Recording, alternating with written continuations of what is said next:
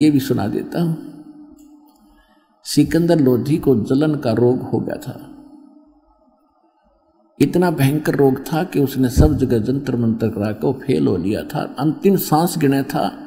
मुसलमान तो मानते नहीं नेक्स्ट जीवन। हिंदुओं के ऋषियों ने, संतों ने बता दिया था कि महाराज ये आपके पिछले जन्म का पाप है, ये तो भोगना ही पड़ेगा, आपके प्रारब्ध में लिखा।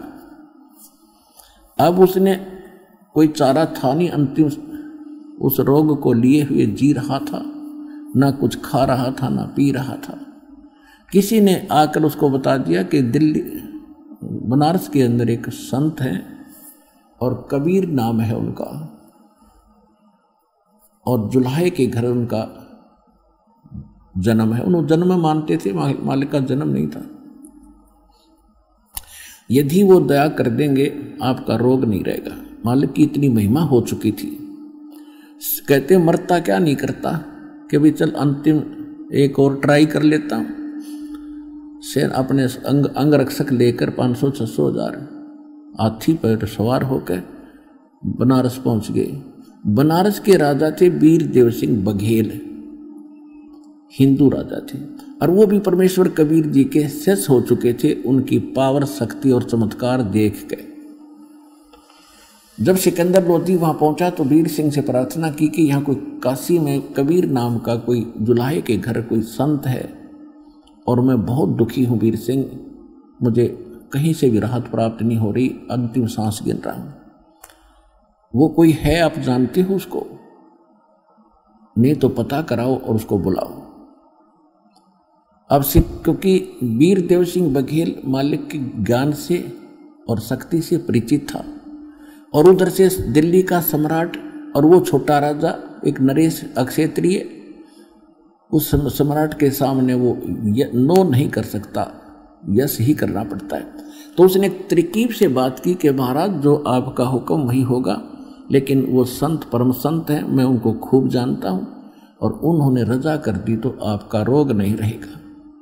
तो कहा जल्दी बुला के ला, देर ना कर, मैं तो एक एक सांस गिन रहा हूँ, दुख से बहुत पीड़ित हूँ, आग लगी पड़ी है पूरी शरीर में। तो वीर सिंह ने कहा कि जो आपका हुक्म वही होगा राजन, लेकिन कहते हैं मैं सुनता हूं उनके विचारों को कि संत साधु को बाई ऑर्डर नहीं बुलाना चाहिए, और यदि हम बाई ऑर्डर बुला भी लेंगे, उन्होंने रजा नहीं बख्शी, तो हम वहीं के वहीं फिर रह जाएंगे। तो साधु संत के पास स्वयं ही चल के जाना चाहिए महाराज, और जैसे आपका आदेश हो वैसे ही करेंगे। वो तो मरा पड़ा था कि नहीं, फिर तो मैं ही चलूंगा। अब शाम का समय हो गया था। वीर देव सिंह को मालूम था कि शाम के समय परमात्मा कबीर जी, रामानंद जी, स्वामी रामानंद जी पंडित जी के आश्रम में गंगा घाट के किनारे आते हैं, शाम में आरती वहीं करते हैं।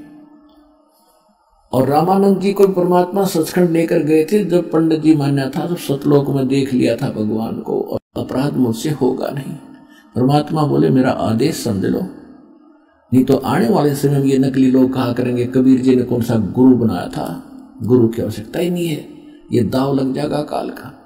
तो रामानंद जी विवश होकर के उनके इस बात को माना था।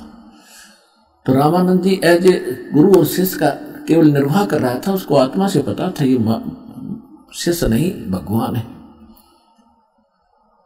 अब शाम के समय वीर सिंह बघेल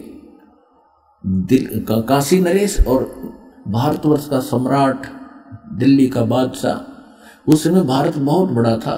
अफगानिस्तान, बलोचिस्तान, पूर्वी और पश्चिमी पाकिस्तान, इराक, ईरान तक ये भारत एक ही था, और दिल्ली का बादशाह सबका कंट्रोलर होता था। छोटे छोटे नरेश ऐसे छोटे छोटे बना रखे थे, वो सब उसके अधीन थे। दिल्ली का बादशाह और सिकंदर लोधी और साथ में वीर देव सिंह बघेल, ये दोनों चल पड़े आश्रम की ओर। कबीर साहब तब तक पहुंचे नहीं थे उस रामानंद जी के आश्रम में। तो वीर देव सिंह को मालूम था कि रामानंद जी मुसलमानों से नफरत करते हैं, और मैं कहूँगा तो ये मेरे से नाराज हो जाएंगे। गेट पर जाकर द्वार पर खड़े हो गए कि राजन यहाँ खड़े हो जाओ।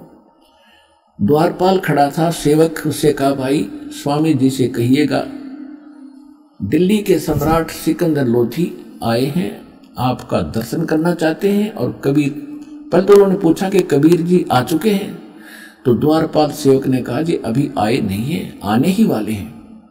तो सिकंदर लोधी ने कहा कि चलो तब तक अंदर विश्राम कर लेते हैं, साहब संत के दर्शन करते हैं रामानंद जी के। तो वीर देव सिंह बघेल ने कहा कि रुक जाओ, यहाँ का नियम है, पहले आज्ञा लेनी पड़ेगी गुरु जी से, महात्मा जी से। तो सेवादार से कहा कि भाई ऐसे कहिएगा दिल्ली के बादशाह आए हैं और कबीर साहब जब तक आएंगे तब तक यहाँ इंतजार करना चाहते हैं आश्रम के अंदर, और आपका दर्शन भी करना चाहते हैं। अब द्वारपाल अंदर गया, शाम का समय था, मौसम ठीक सा था। बाहर उस आश्रम के अंदर वृक्षों के नीचे स्वामी जी बैठे थे आसन पे, रामानंद जी। द्वारपाल ने जाकर कहा, महाराज ऐसे ऐसे दिल्ली के सम्राट सिकंदर लोधी आए हैं और वो आपका दर्शन भी करना चाहते हैं और कबीर जी से उन्होंने मिलना है, तब तक आपके इस आश्रम में इंतजार करने के लिए अंदर आना चाहते हैं।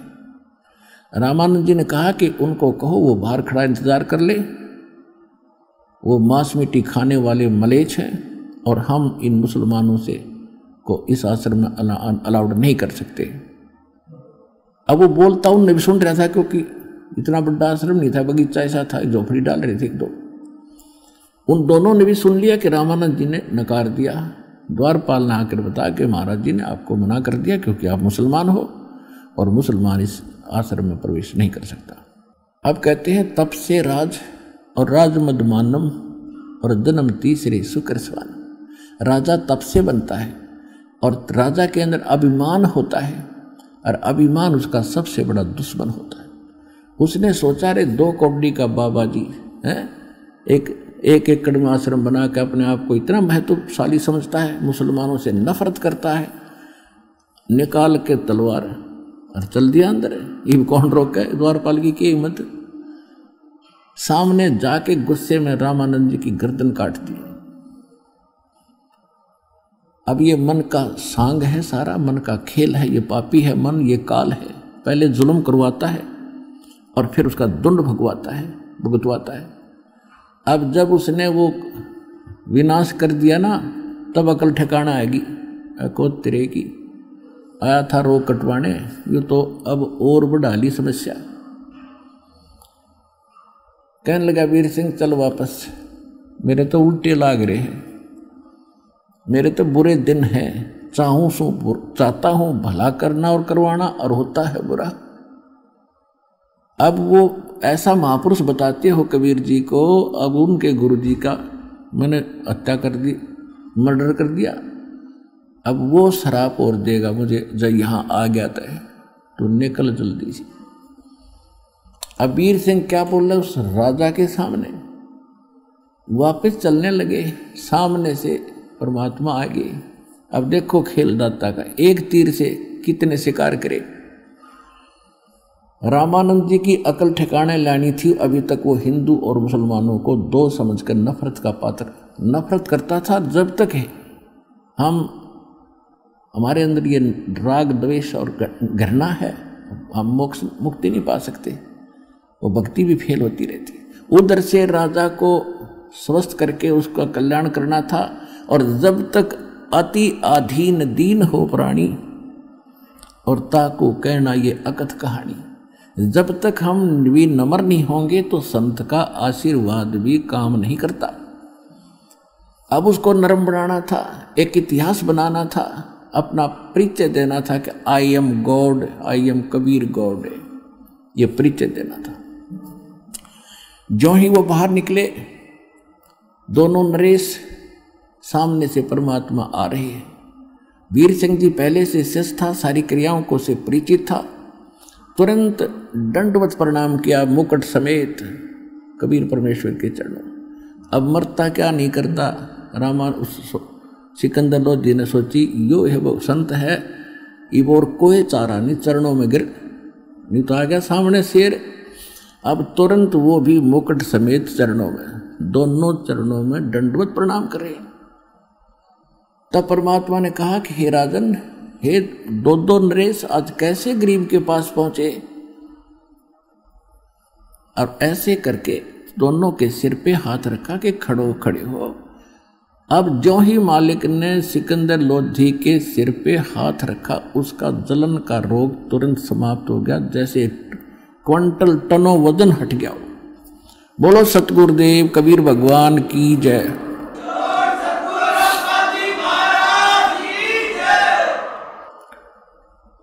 अब वीर सिंह तो खड़ा हो लिया, सिकंदर ना उठे, क्योंकि उसको पता लगे तो अल्लाहू अकबर है, ये तो खुद भगवान आए हैं। ओए होए, आशीर्वाद से सब रोग नाश, ऐसा स्वस्थ शरीर हल्का फुल्का हो गया। अब उसने सोची कि अब ये पता लगेगा इनको कि इनके गुरुजी का मैंने मर्डर कर दिया और ये मुझे फिर वही रोग दे देगा, इसलिए पैर नहीं छोड़ रहा, रो रहा बुरी तरह, परवरदिगार बख्श दो, परवरदिगार मैं अपराधी हूँ। और एक बात और है कि संत के पास आने से मन दूर चला जाता है, ये मन बकवादी है, सारे ऊट पटांग काम ये मन करवाता है, आत्मा को दबा के रखता है। संत के पास आने से मन पीछे हो जाता है, वो डरता भूत है ये, और आत्मा उभर जाती है। आत्मा तो निर्मल है, दयावान है, चाहे वो कोई भी कसाई भी क्यों ना है। तो वहाँ मन हट गया, आत्मा उभर के आएगी सिकंदर लोधी की, और कहता है परवरदिगार मैं अपराधी आदमी हूँ, मैंने बहुत जुल्म कर दिया, ऐसा घिनौना अपराध कर दिया कि अक्षम्य नहीं है, आप मुझे माफ़ नहीं करोगे, मुझे क्षमा कर दो परवरदिगार। परमात्मा बोले भाई कोई बात नहीं, क्या हो गया, ये तो सारा संसार ही गलतियों का पुतला है, संत के पास आते हैं तो बुराइयां छुड़ाई जाती हैं। आप परमात्मा अंतर्यामी जाने थे वो तो सारी, कि नहीं महाराज मैंने बहुत जुल्म कर दिया है, आप क्षमा नहीं कर सकते, आप क्षमा कर दो मुझे। परमात्मा बोले जो भी तूने कुछ भी कर दिया, उठ, रो ना बुरी तरह, और क्षमा कर दिया। कि महाराज मैंने वो सारी कथा बता दी कि मैं इतना दुष्ट हूँ, मैंने याचना की आपके गुरुदेव जी से कुछ समय अंदर विश्राम करने की, आपके इंतज़ार के लिए।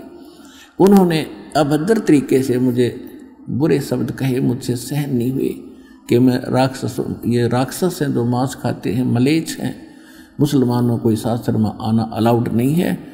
तो मेरे अंदर युवराज का कीड़ा उठ गया और मेरे पर रुका नहीं गया, और मैंने आपके गुरुजी की हत्या कर दी तलवार से, मुझे माफ़ कर दो। फिर गिर गया चरणों में। परमात्मा बोले खड़ा हो, कोई बात नहीं। ये तो उसकी आयु इतनी थी, स्वामी रामानंद जी की आयु इतनी थी। उस समय स्वामी रामानंद जी लगभग 125 वर्ष के हो चुके थे, 125 वर्ष के, और 104 वर्ष की आयु में परमात्मा मिले थे उनको। तो परमात्मा ने कहा कि इसकी आयु इतनी थी और आपसे ही इसकी मृत्यु होनी थी, इसमें ना तेरा दोष है ना उनका दोष है, आप चलो, लेकिन एक काम करो, मेरे साथ वापस चलो। उसने कहा कि अब काम, परमात्मा ने कहा कि अपना काम बताओ, किस लिए आए थे। कि जिस काम के लिए आया था वो तो आपने आशीर्वाद मात्र से ठीक कर दिया। मैं बहुत दिनों से दुखी था, मेरे हाहाकार मची थी, आग लगी थी रोम रोम में, अरदाता आपके आशीर्वाद से मैं स्वस्थ हो गया, अब मेरा एक काम और बढ़ गया, हे परमात्मा उसको भी दया करो, क्षमा करो। परमात्मा बोले कि चलो आप ऐसे मत जाना, नहीं तो हिंदू समाज बहुत बुरा समझेगा और हो सकता उपद्रव भी हो जाए, आप अंतिम संस्कार करो, मैं संभालूंगा इन सबको, कहूँगा कि भाई ये तो होना ही था और ऐसे ऐसे गलती हो भी गई थी, आदर सत्कार तो सभी का होना चाहिए। तो राजा ने सोचा भी ठीक है, तो अंदर चले गए दोनों। तो जितने भी 10-5 वहाँ शिष्य रहते थे रामानंद जी के, वो कबीर साहब आगे थे, उनको देखकर भागे आए कि कबीर जी सिकंदर ने गुरु जी का मर्डर कर दिया। परमात्मा बोले ऐसी बात नहीं बोलते, संत मरते हैं कभी? अरे भले आदमी, तुमने फिर देख जाना क्या भगवान को और संत को, ये मरते हैं, ये कभी नहीं मरते। और कौन किसको मारता है, ये संस्कार अपने प्रारंभ भोगना होता है सबको। उनको ऐसा करे थे, इतने में सिकंदर लोधी और वीर सिंह पीछे आ गए। वो फिर सुन्न हो गए, क्यों तो फिर आ गया भाई सिकंदर लोधी, फिर आ गया। वो तो चुप हो गए, कत्ती एक साइड में खड़े हो गए। तब परमात्मा ने स्वामी रामानंद जी के जो दो भाग हो गए थे, गर्दन अलग और धड़ अलग पड़ी थी दूर दूर, और कपड़ा डाल रखा था, वहां खून रक्त का सरवाह हो गया था। अब परमात्मा कबीर साहब ने दंडवत प्रणाम किया चरणों की ओर, उस मृतक शरीर के स्वामी रामानंद जी के मृतक शरीर को, और चरण पकड़ के कहा, गुरुदेव उठो, संध्या आरती का समय हो गया है, और उठो, देखो दिल्ली के बादशाह और काशी नरेश साहब के दर्शनार्थ आए हैं। इतना ही कहा था, वो गर्दन दूर से उठकर रामानंद जी के गर्दन पर लग गई, निशान भी नहीं था और जीवित हो गया। बोलो सतगुरु कबीर भगवान की जय।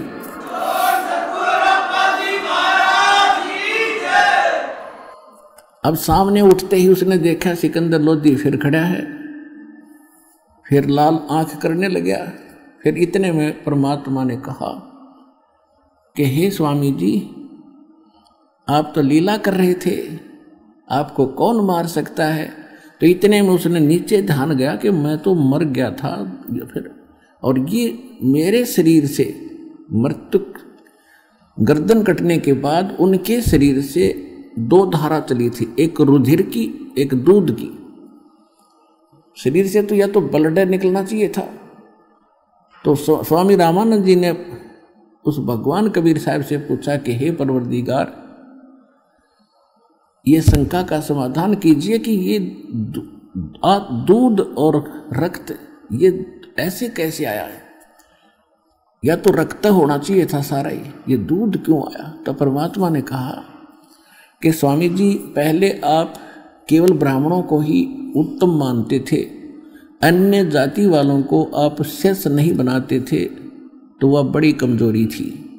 वो तो आपने दया कर दी सारे हिंदू समाज के ऊपर कि आप सबको दीक्षा देने लगे, और अभी भी आप में कमजोरी रह रही है कि आप मुसलमानों से नफरत करते हो, और जब तक नफरत शेष है मोक्ष नहीं हो सकता।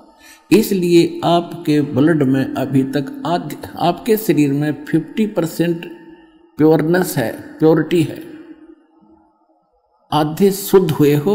और जिस दिन आप पूरे मानव और प्राणियों को एक समझ लोगे, उस दिन आप मोक्ष के अधिकारी हो जाओगे। इसलिए आप अभी अधूरे हैं दाता। रामानंद खड़े हुए और परमात्मा ने 1 घंटे प्रवचन किए। हिंदू और मुसलमान दो नहीं हैं, दो कहे जो नरक में जावे, एक खुदा के बच्चे हो तुम, सब एक घर से आते हो तुम, या अपने आप अलग अलग जाति और मजहब बनाकर भ्रमित हो जाते हो। हिंदू और मुसलमान सब परमात्मा के बच्चे हैं, ईसाई हो चाहे सिख हो, सिख तो जब तक थे नहीं। तो खड़ा हुआ पर रामानंद खड़े हो गया, आँखों में पानी भर गया, और सिकंदर लोधी को सीने से लगा लिया, बेटा मेरे से गलती होगी, मुझे क्षमा कर देना, मैं बहुत निकम्मा था, आज मेरी आँख खुल गई। उसके बाद रामानंद जी ने किसी भी जीव के प्रति कोई हेट घृणा नहीं रखी। तो फिर सिकंदर लोधी ने कहा कि भगवान, ऐसे अच्छे विचार आपके और ऐसे महापुरुष, क्योंकि उनका कति विश्वास दृढ़ हो गया था कि यह अल्लाहु अकबर है, अपने हाथों से काटा आदमी को और सामने जीवित कर दिया, रेजिटिज बैठा है।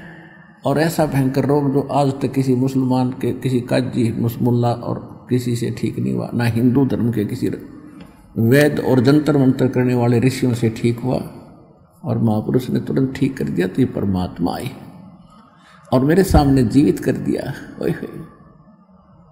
तो उन्होंने कहा कि परवरदिगार, एक बार दिल्ली चलो, आप दिल्ली चलो दाता, वहाँ तो आग लगी पड़ी है, हिंदू और मुसलमान की आपस में ऐसा झगड़े होते हैं, आपके विचार सुनेंगे, हो सकता है सभी की बुद्धि ठिकाना आ जाए। परमात्मा बोले, हम ऐसे नहीं चलते, जो हमारा कोई दीक्षा लेगा तो हम चलेंगे, हम मेरा शेष बनता उसके साथ जाते हैं, ऐसे वैसे नहीं जाते हम। तो सिकंदर लोधी बोला, जी वो क्या करना पड़ेगा शेष बनने के लिए? आपने ये करना पड़ेगा, मांस नहीं खाना होगा, छूना भी नहीं होगा, और किसी को सजा गलत नहीं देगा, न्याय करेगा, किसी को सताएगा नहीं, तो उसने कहा जी ठीक है, मांस नहीं खाऊंगा और तेरे राज्य में कोई भी जीव हिंसा ना हो। तो यहां वो व्यवस्था जाहिर करता है कि भगवान आप तो जानी जान हैं, मैं मांस नहीं खाऊंगा, लेकिन जीव हिंसा का प्रतिबंध मैं लगा नहीं पाऊंगा क्योंकि ये मुसलमान समाज बहुत ज़्यादा है, आप भी जानी जान हो। तो परमात्मा ने ये कंडीशन लूज कर दी कि ठीक है, तू मांस नहीं खाएगा और कोई बुराई नहीं करेगा, बीड़ी शराब तम्बाकू हुक्का भी प्रयोग नहीं करेगा। मुसलमान हुक्का बड़ी चाव से पीते हैं, वैसे सारे पीने लगे, तो उस समय वो पीते थे, तो उसने कहा कि नहीं, वो सब मान नहीं सकते और परमात्मा ने उनको अपना शिष्य बनाया।